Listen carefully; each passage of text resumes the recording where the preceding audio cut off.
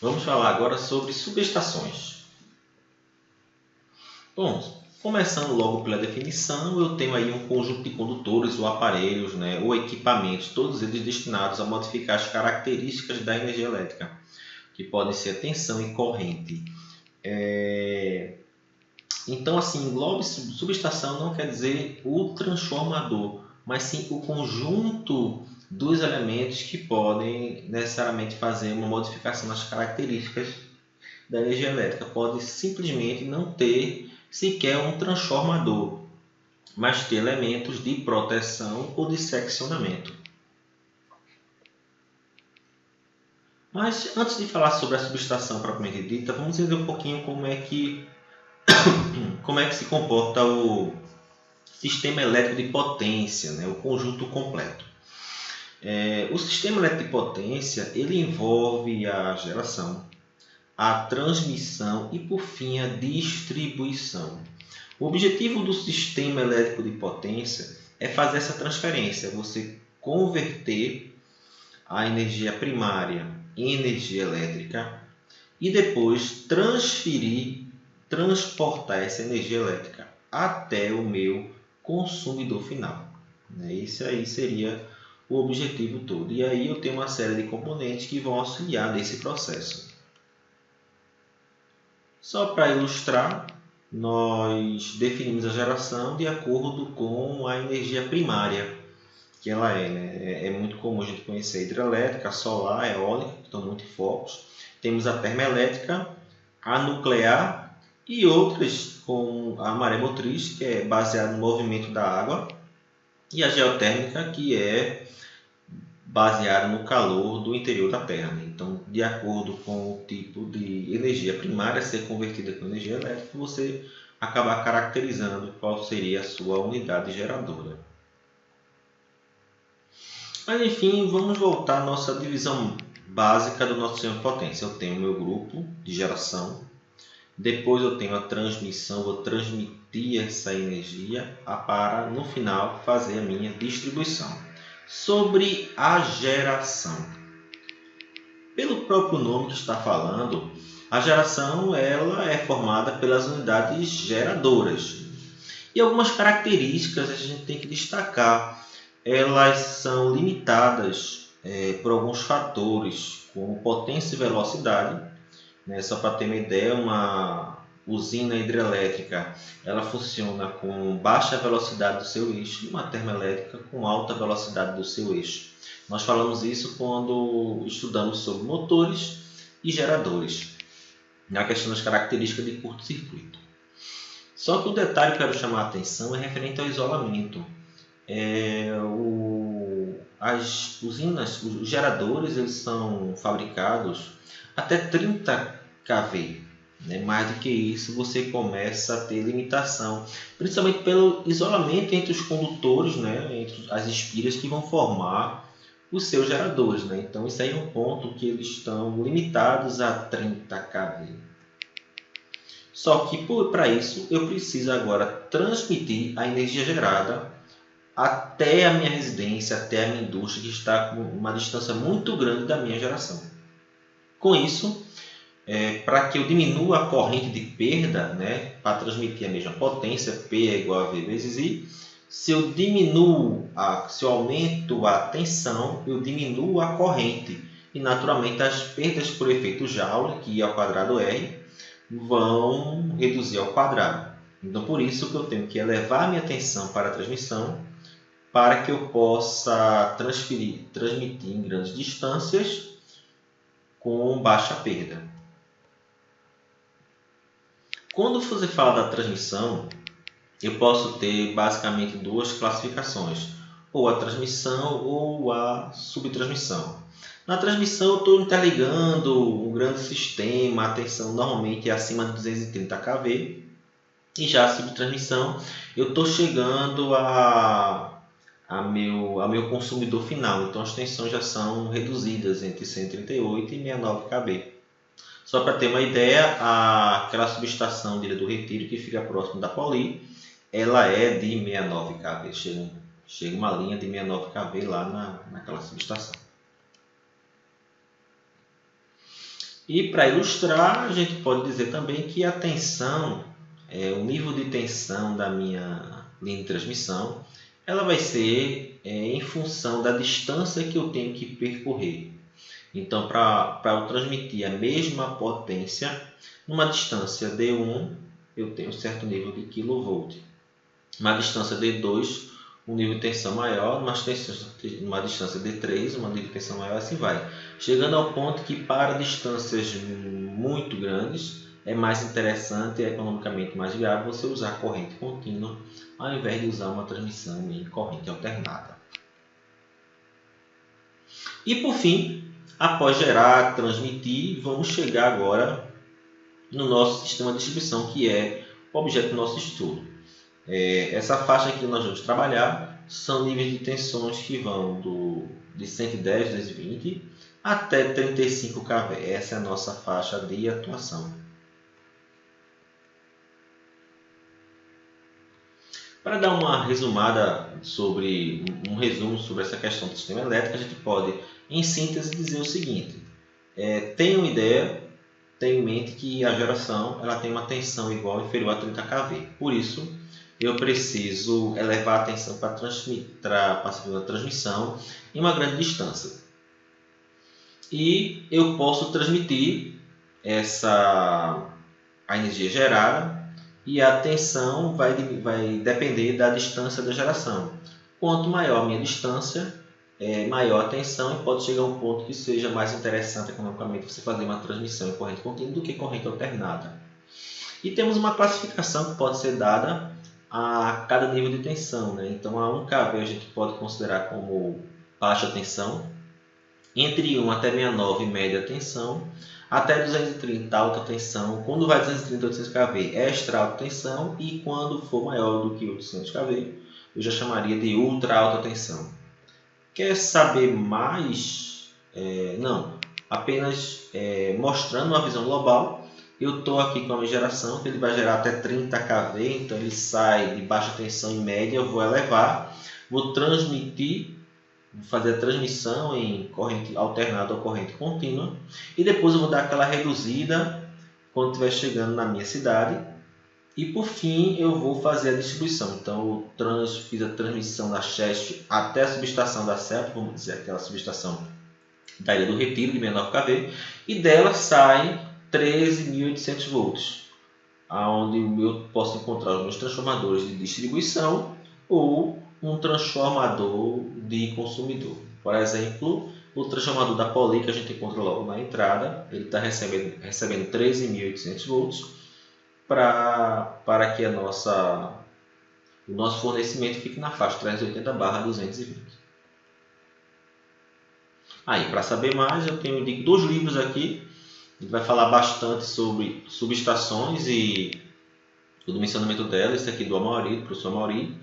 E outro é esse equipamento de alta tensão. Esse aqui é um livro muito completo. Ele fala muito sobre subestações de transmissão. São grandes subestações. A gente vai dar a subestação da CELP, da CHESF da CELP para cima, aquela dele do Retiro.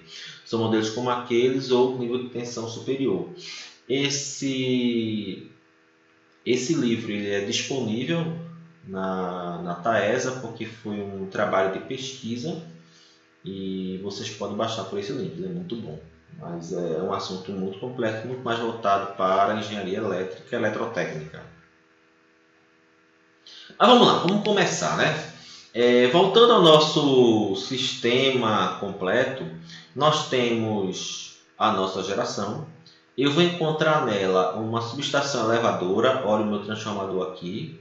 Depois que ela está na linha de transmissão, eu vou encontrar aqui uma subestação de subtransmissão, olha o transformadorzinho aqui. Depois eu estou chegando perto da minha cidade, já entrando na minha cidade, olha a minha subestação da CHESF aqui, ou a minha subestação do Retiro aqui, o transformadorzinho.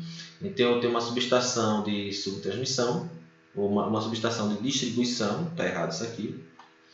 E por fim eu tenho meus transformadores de distribuição. Eu estou alimentando a minha rua, eu tenho os transformadores de distribuição, ou eu posso ter, como eu falei para vocês, o nosso transformador, nossa subestação do consumidor, com o meu transformadorzinho que vai reduzir de 13.800 para 330/220, normalmente nesse nível de tensão que a gente está trabalhando aqui. O que é que eu tenho que tomar cuidado quando for pensar numa subestação? Primeiro eu tenho que olhar as normas que regem a subestação. A primeira delas é a 14039, que ela fala exatamente em instalações de média tensão, então tem o dimensionamento dos condutores, inclusive as distâncias. A subestação é baseada sempre na 14039. Claro que, evidentemente, eu vou ter instalações de baixa tensão dentro da subestação, alguma coisa referente a isso, eu tenho que atender a 5410.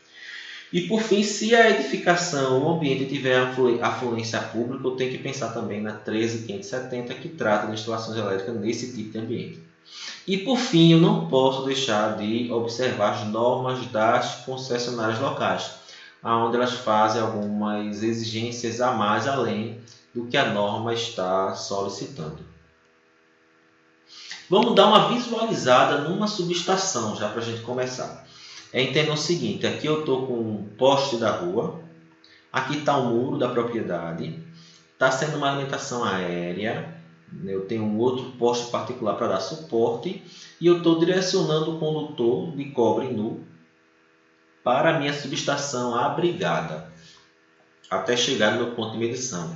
E nesse caso a medição em baixa tensão. O que aconteceu? Eu estou chegando aqui, por exemplo, em 13.800 volts, passo pelo meu transformador, ele reduz para 380/220 e após o meu transformador eu vou medir a minha energia para ser faturada.